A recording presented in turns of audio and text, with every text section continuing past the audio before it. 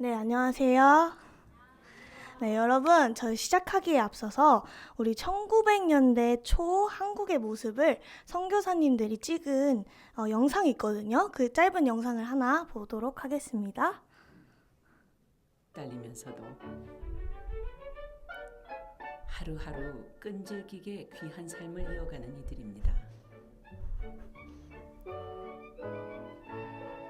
거리에 유난히 잘 차려입은 사람들이 보이는데요. 아마 단호인가 봐요. 너무 신기하죠? 씨름하는 모습입니다. 이번엔 카메라를 들고 시장에 나가 봅니다. 와, 엄청난 걸 머리에 얹은 채 자전거를 타고 달려오는 사람. 묘기인가요?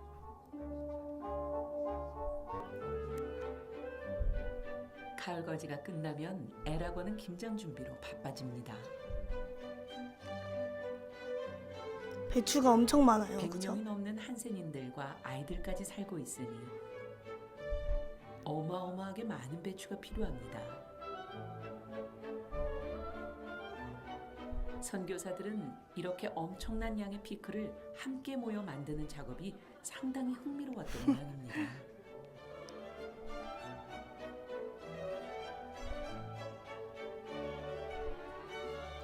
맨몸으로 수십 개의 배추를 한꺼번에 들어올리는 것도요.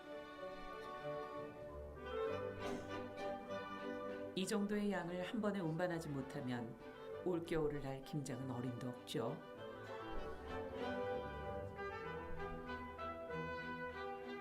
에라곤 마당에서는 배추를 손질하는 여인들의 손길이 바쁩니다. 든든하게 보낼 수 있겠죠.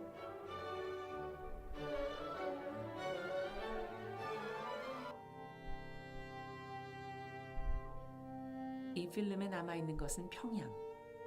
당시 평양은 전국에서 가장 교인이 많은 곳이었습니다.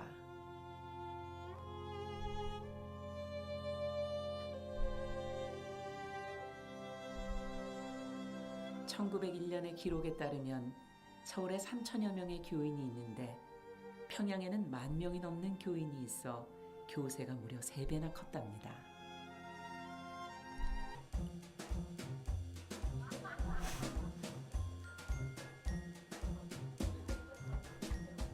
이 친구들은 공부하러 온 건 아닌 것 같고 그저 엄마 따라왔다 신나는 놀이터를 찾은 것 같죠.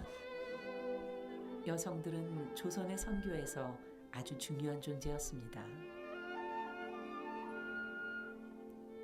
특히 장대현 교회 사경회에는 전국 각지에서 수많은 여성들이 몰려들었습니다. 12일이나 교회에 머물러야 하니 본인은 물론 아이들 먹을 것, 입을 것까지 싸서 머리에 이고 먼 길을 걷고 또 걸어옵니다. 고생스러웠을 텐데 표정이 밝네요. 사경회는 당시 여성들에게 흔치 않은 교육의 기회였고 그들만의 유대를 만들 수 있는 장소였습니다. 네, 여기까지인데요. 여러분 어때요? 되게 신기하죠? 자, 여기가 도대체 우리나라가 맞나라는 생각도 들고, 그리고 처음에 어린아이가 그 큰 물통을 드는 거 보셨어요? 네, 이렇게 좀 나라가 힘들고 어려웠어도 사실 사람들 한 사람 한 사람이 정말 더 능력이 더 많았던 것 같아요. 그리고 김장하던 그 클래스가 다른 걸 보셨나요, 여러분? 저희 집은 뭐 한 10포기 정도만 해도 너무 많다 이렇게 하는데 막 수백 포기를 다 같이 하니까 정말 신기한 모습이었습니다. 그리고 또 두 번째로는 교회의 모습도 나오죠. 여러분, 사경회가 뭐냐면 성경 공부 모임이래요. 근데 그게 1년에 한 번 12일 동안 열리는데 애기 엄마들이 애기를 다 손에 잡고 한 손에는 또 머리를 들었어요. 막 이불 보따리부터 다 들어가지고 엄청 먼 길까지 걸어오는 거였죠. 정말 대단하지 않나요, 여러분? 네, 우리 친구들도 우리 세롬교회가 검단산 꼭대기에 있어도 매번 올라올 수 있다고 저는 믿습니다. 네. 자, 선생님은 이 영상을 보면서 우리나라가 이렇게까지 가난했구나. 정말 이 상황에 일본까지 침략을 당해서 얼마나 힘들었을까라는 생각이 들었어요. 그래서 선생님이 이 당시에 신앙을 지킨 믿음의 선배님의 이야기를 들려주려고 합니다. 이분은요, 학교 음악 선생님이셨는데요. 어느 날부터 일본 사람들이 학교에서 귀신들과 우상들에게 경배하도록 신사참배를 시키는 거예요. 근데 이 음악 선생님은 했을까요? 안 했을까요? 안 했어요. 이게 하나님께서 싫어하시는 일이라는 거를 알고 하지 않았습니다. 그런데 이게 이 학교가 크리스천 학교였음에도 불구하고 다른 크리스천 선생님들도 다 귀신과 우상들에게 기도하러 너무 무서우니까 가는 거예요. 그래서 그 학생들은 이걸 보면서 어떻게 저런 선생님들이 크리스찬이라고 하면서 이렇게 그 신사참배를 할 수가 있을까 하면서 그 학교의 음악 선생님들만 따르기 시작을 했어요. 그러니까 다른 선생님들이 화가 나고 너무 시기가 나가지고 이 음악 선생님한테 계속 못 살게 구고 화를 엄청 내는 거예요. 그래서 교장 선생님까지 이 선생님을 찾아와가지고 나도 크리스찬이고 하나님 믿는 사람인데 왜 당신만 이렇게 유별나게 굴어요? 나도 마음엔 원치 않지만 그냥 이렇게 행동만 하는 거예요. 나도 마음에는 하나님 정말 사랑하고 있습니다. 막 이렇게 얘기를 하는 거예요. 당신 때문에 우리 학교가 폐교당하게 생겼어요. 그래서 이 교장 선생님한테 음악 선생님이 아무리 자신의 신앙을 얘기해도 듣지를 않자 음악 선생님은 이날 이렇게 얘기를 했어요. 알겠어요. 오늘 같이 산에 올라가죠. 크리스천은 어떻게 행동해야 하는지 보여주겠습니다. 라고 말했어요. 근데 이 교장 선생님은 이 뜻을 좀 잘못 알아듣고 같이 간다는 말을 너무 좋아하는 거예요. 그래서 결국 이 음악 선생님은 이 학교의 맨 첫 번째로 이렇게 산을 올라가게 되는데요. 올라가니까 그 자리에는 그 지역에 있는 모든 사람들이 다 와 있었어요. 일본인도 있었고 학생들, 선생님, 각 관청의 공무원, 이름 있는 목사님이랑 장로님까지 거기에 다 계셨대요. 그리고 앞에는 무서운 형사들이 쫙 이렇게 잘 하나 서 있었어요. 그래서 차렷! 하고 이제 살아있는 신이신 천황폐하 황태 신궁을 향해 최경례! 이렇게 한 거예요.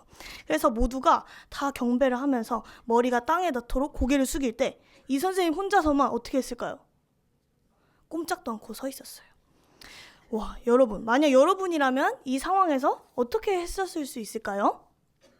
선생님은 이걸 보면서 하나님, 저는 이런 상황에 이렇게 할 수 있을까요? 라고 하면서도 이거는 이 음악 선생님이 너무 워낙 신앙이 깊고 대단하신 분이시니까 이렇게 할 수 있었을 거야 라는 생각이 드는 거예요. 그런데 선생님이 이 생각이 사라졌는데 어떻게 사라졌냐면 이 선생님께서 그 당시 상황을 적어둔 글이 있었거든요. 그 글을 읽으면서 이분은 이렇게 용기를 냈구나 하고 그 용기의 비결을 알게 되었어요. PPT 한번 띄워주세요. 자, 일이 앞으로 어찌 될 것인가 하는 불안은 차차 더해가기만 했다. 나를 곧 잡아다가 두들겨 패고 코에다가 고춧가루 물을 붓고 더러운 욕설을 퍼부을 것이다. 이런 생각을 하니 앞이 캄캄해지는 듯했다. 과연 나는 이런 고통에서 얼마나 견뎌낼 수 있을까 하고 내 팔을 힘껏 꼬집어 보았다. 어찌나 아프던지 악하는 소리가 터져나올 것 같았다. 내가 내 자신을 꼬집어도 이렇게 아픈데 저 못된 경관이나 형사들이 달려들어 장작으로 두들겨 패면 하고 생각만 해도 머리가 휙 도는 듯했다. 그러나 싸움은 이미 시작되었고 이제는 용사가 되어야 한다. 내 임금이신 예수님의 지도에 절대 복종해서 이 영혼이 하늘나라에 들어설 그 시간까지 싸우고 싸워야 한다. 교황의 권세와 학살의 핍박에 일어선 루터는 굉장한 학자였고 지도자였고 신앙가였다. 그런데 대체 나는 뭐냐? 쭉정이 같고 겨와 같은 미약한 존재가 아닌가? 루터가 주님의 힘이 그만큼 필요했다면 연약한 여자인 나는 주님의 힘이 그 얼마나 더 많이 필요할 것인가? 나는 주님께 매달리는 수밖에 없었다. 네, 선생님은 이 글을 읽으면서 이분도 이렇게 연약하고 아프고 여자여서 정말 힘들었을 텐데 이렇게 할 수 있었던 거는 하나님을 엄청나게 의지하고 하나님께 매달리고 하나님께서 주신 힘으로 이겨내신 것을 알게 되었어요. 여러분, 이분이 누구실까요? 네, 안희숙 사모님이세요. 이분은 우리 설교 시간에도 종종 많이 들었었죠. 너무 감옥에서 고생하시면서 감옥에서조차도 전도하시고 옆에 죄수들을 사랑하셨어요. 사형 집행일 딱 그날에 한국이 일본으로부터 해방되어서 기적적으로 감옥에서 살아나오신 분이십니다. 이분은 또한 미국에 가셔서 교회를 개척하셨는데요. 우리 교회 목사님이 그 교회에서 같이 사역을 하셨습니다. 여러분, 친근감이 느껴지지 않나요? 네, 이렇게 하나님을 사랑하고 신앙을 목숨 걸고 지킨 믿음의 선배들이 있었기 때문에 우리 한국교회가 이렇게 많아지고 자유롭게 예배를 드리고 신앙을 지킬 수 있게 되었습니다. 선생님은 최근에 자연스럽게 비교가 자꾸 스스로 돼서 불평이 생긴 일이 있었어요. 하나님, 저는 왜 늦잠을 못 잘까요? 하나님, 저는 왜 먹고 싶은 거를 실컷 배달시켜서 먹지 못할까요? 하나님, 저는 사고 싶은 게 이렇게 많은데 왜 못 살까요? 하나님, 저는 왜 야근을 해야 하나요? 이렇게 이런 마음이 막 계속 들었어요. 근데 오늘 이 안희숙 사모님의 이야기를 보면서 또 목숨을 걸고 후손들에게 복음의 씨앗을 뿌려 한국 땅을 살리겠다는 그 미랄이 되신 한 분 한 분을 기억하니 우리가 이 정도로 쉽게 신앙생활을 할 수 있나? 라는 생각이 들었습니다. 우리 말씀을 한번 읽어볼 텐데요. 빌립보서 4장 11절에서 13절입니다. 같이 읽어보시겠습니다.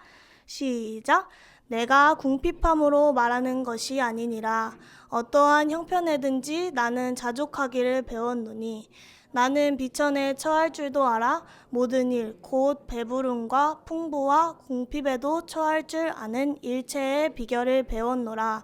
내게 능력 주시는 자 안에서 내가 모든 것을 할 수 있느니라.